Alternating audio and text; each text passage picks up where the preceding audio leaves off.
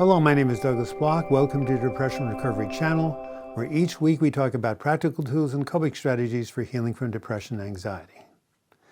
Today is Flashback Friday, a feature in which I republish one of my earlier videos you might not have seen that contains really important coping strategies that will help you attain a better mood. Now here's today's video. So today we're going to restart our series, been going on for at least 6-7 years, called Back From The Brink, where I interview people who have been at the brink with serious depression yet somehow recovered. And so you're going to hear their story, in this case Richard's story, about how he descended into hell and how he rose out and got resurrected. So I've already said our guest name is Richard. Hello, Richard. Hello, we Douglas. shake hands, but this is the age of COVID. And of course we have to start with our joke, but guess what? Richard volunteered, because he thinks he's got a pretty good joke, and so did Jerry and I. So I'm going to let him start with the opening joke. Go for it. Thanks, Douglas.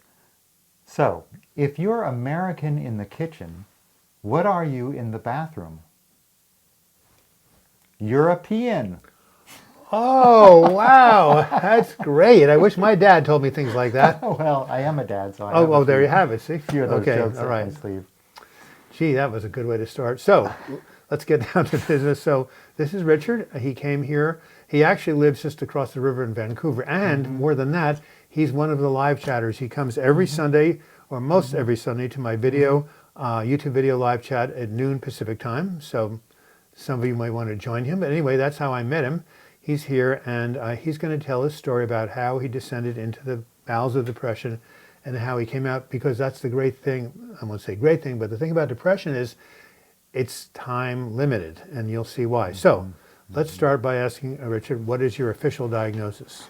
I have a diagnosis of major depressive disorder and generalized anxiety disorder, both of which I received at the same time in 2017. That was 3 years ago. Yeah, in the middle of a major depressive episode, an agitated depressive episode.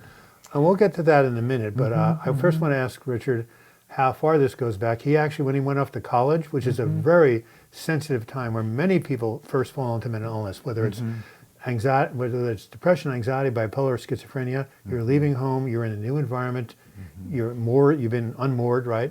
Yeah. So when you went to college, that happened to you. And what did that manifest in terms of your disorder at the time? It manifested as anorexia nervosa. You can look at me. Yes, I have a diagnosis of anorexia nervosa.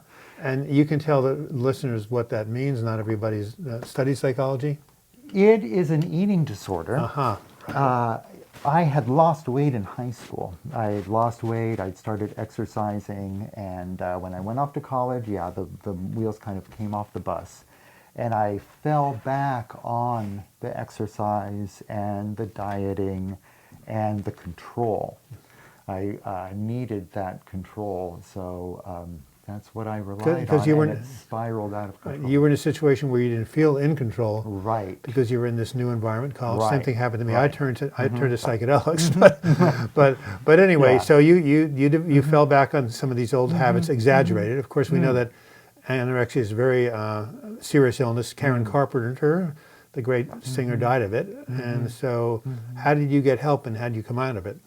I got help with a psychiatrist. Yeah, and well, with a counselor, and through talk therapy. I didn't use, I wasn't prescribed drugs, but it was talk therapy, it was cognitive behavioral therapy, exposure therapy, and it took a couple of years to really come out of it. Although, the thing is, when I think about that episode now, in light of my more recent experience with my depressive episode, I kind of frame it as a depressive episode. A lot of the symptoms were the same: the extreme agitation, the depression. So the anxiety and the depression were there within that episode. And that was a long time ago. That was 1981. And it wasn't until 2016 that I had my next episode. And now that will lead to that. So it's interesting that if you are depressed, there's a 50% chance you're going to have another episode. This took like 29 years, or not less. What was that? 19, so about 30-something years. Almost 30 years. Yeah. So anyway, so what happened in 2017 that set you off on your second episode. The first was triggered by going off to college, right? And then, so what happened in 2017? Well, previous to that, a couple of years earlier, we had a lot of trauma in the family. One of the members of my daughter, Right, of course. who has a diagnosis of bipolar, was struggling with her mental illness and also with some other demons, drug and alcohol addiction. Now, the good news of that story is that she's in recovery. She's sober and clean, and has been for 5 years. So that's wonderful. And she told me it was okay if I mentioned her in the story, but during that time, it was really rough. She was really acute in her illness, and it was hard on the family. Now, by the time I had my episode, things had gotten a lot better. They had kind of resolved. But I had a sort of maybe delayed reaction You to did. it. Yeah, the stress was building up, and then maybe when she got well, you felt it was safe enough for you to just let it all out or something like, because you had to be there for her when she was ill. Right. But then after she got better, suddenly now you have to deal with all that accumulated stress. Yeah, well, that's really true, and I went to the doctor because I had felt anxious and depressed. I went to my general practitioner. He gave me Zoloft and a benzo. I forgot exactly which one it was. Probably Ativan. Probably Ativan, yeah. And I had a reaction to those medicines. Probably the Zoloft. Definitely the Zoloft. you had what I had. You had akathisia, agitation, and then you told me Celexa and Lexapro, all part of the same family. I speak about this very passionately because they almost did me in not once but twice. Yeah. And a lot of psychiatrists don't know that with the SSRI, certain people have a sensitivity that it just completely launches them into severe agitation, which is what happened to you, right? It absolutely did. I mean, I was so wound up, I couldn't sit down. I would pace around, walk. I'd walk for miles, just anything I could do. I'd sleep maybe 3 hours a night, get up, toss and turn, and it was hell. It was hell. It was hell. It was enough to drive you crazy. It did drive you crazy.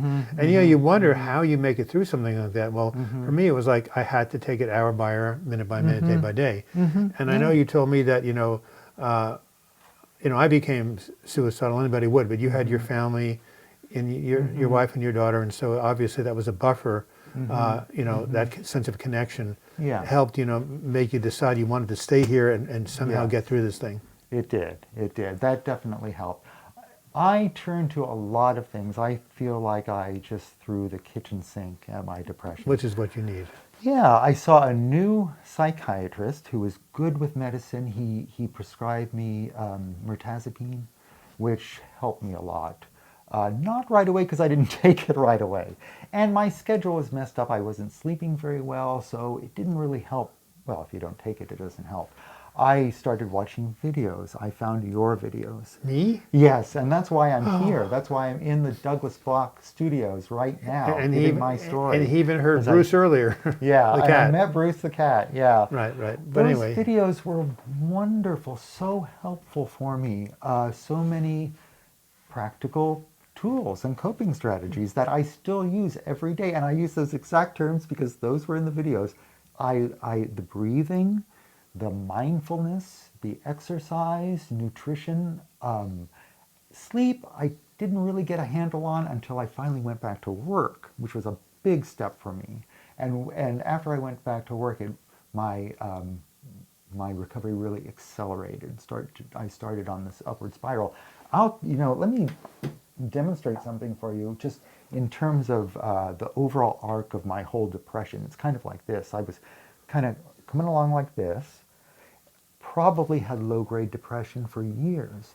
I crashed, and then I was down here for a long time, and then I started to come up and up and up and up and up and up.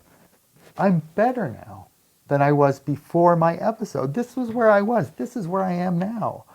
And it's a lot of reasons, but mostly it's just the techniques. It's the tips. It's the mindfulness and the self-care activities.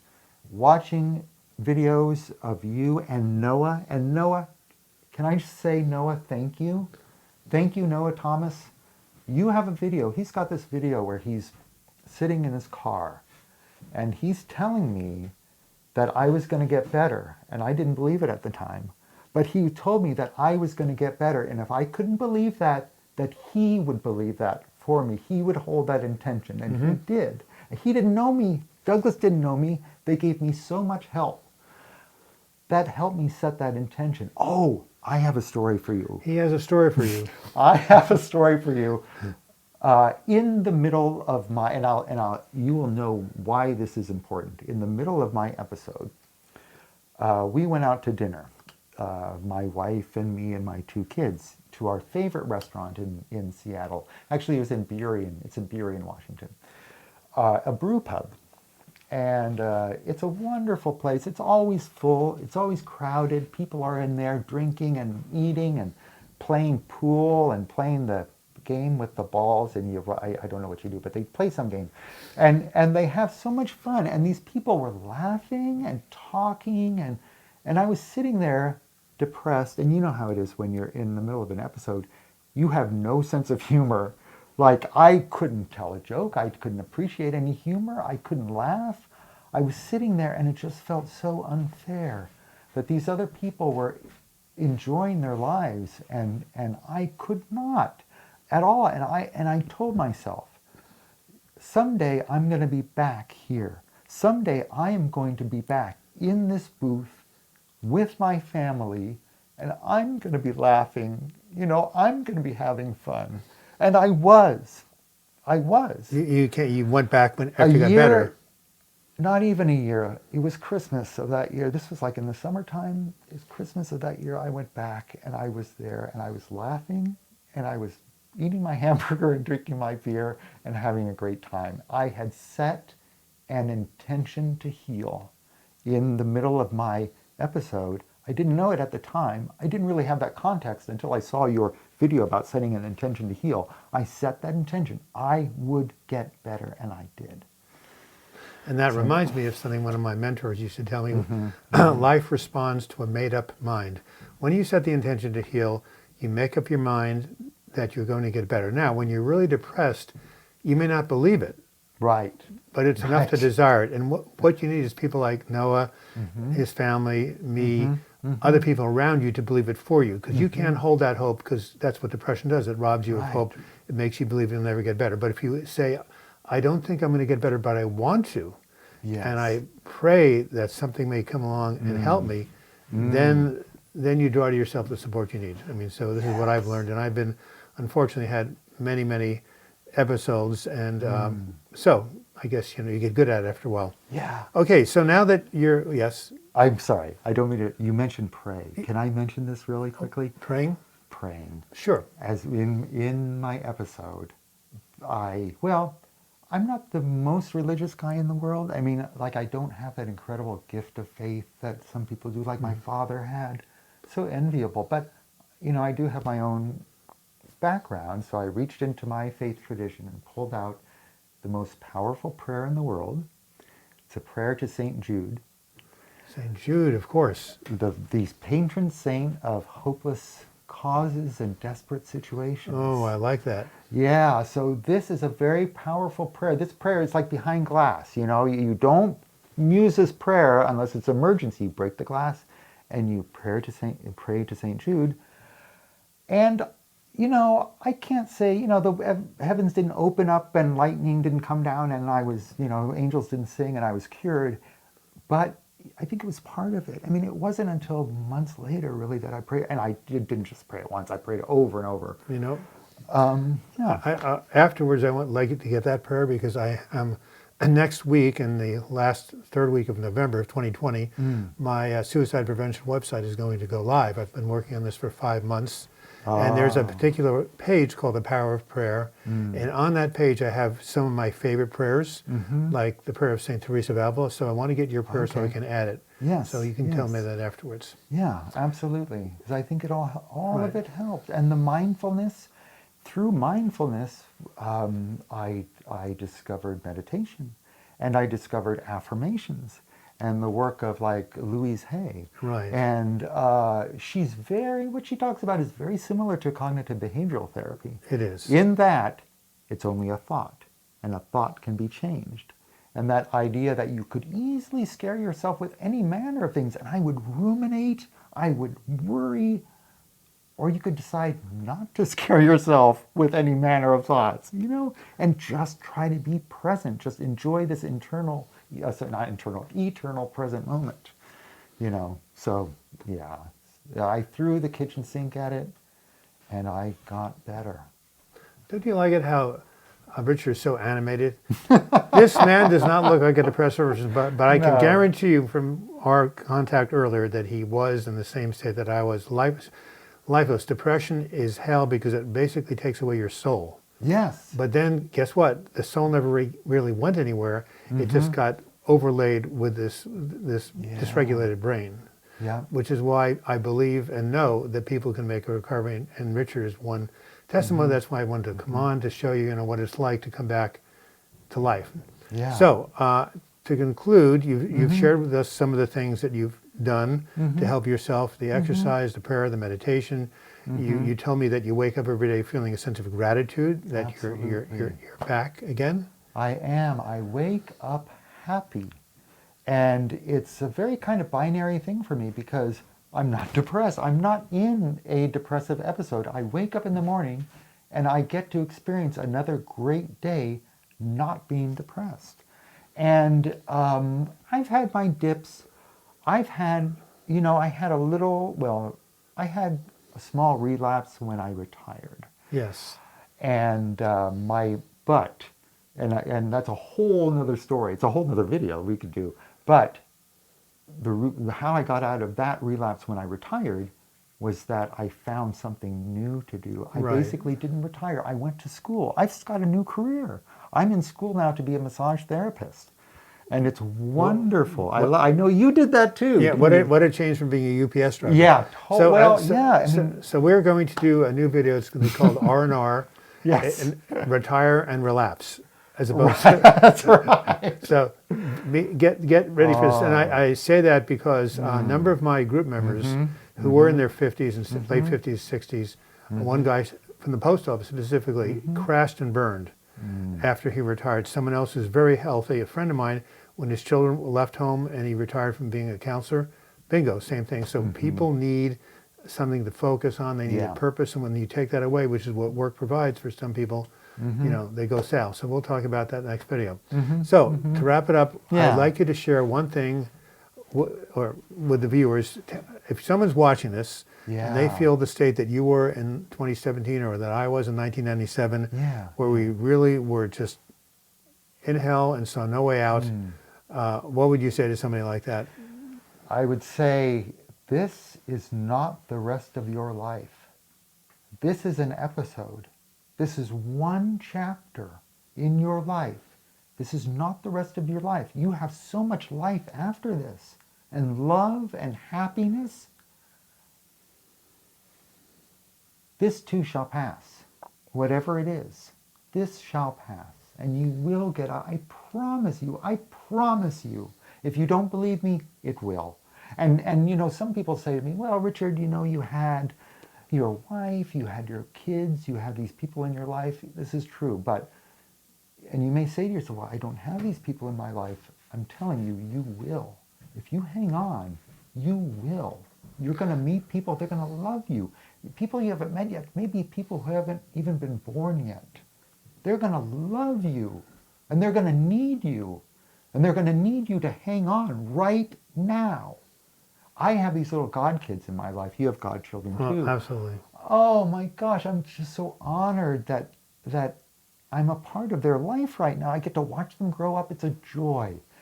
And I would miss it for the world. I wouldn't miss anything. I don't want to miss a minute of it. I don't want to miss a minute of anything.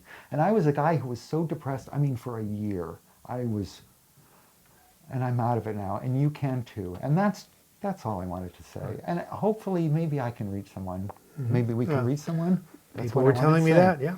And another way of saying it, no matter how bad off you are now, this is not the end of your story. Like you said, it's a chapter in your life. You were going through the shadow of death, but you were passing through it.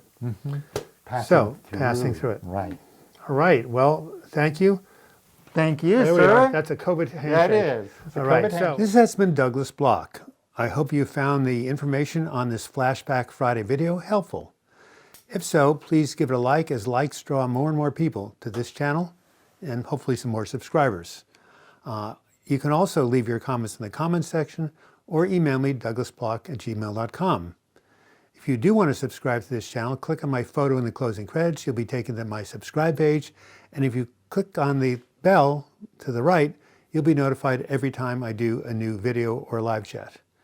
And if you want to contribute to this channel and become a patron, simply click on the Patreon image. You'll be taken to my crowdfunding site. And until next video, I wish you the best in your mental health recovery. Thank you so much.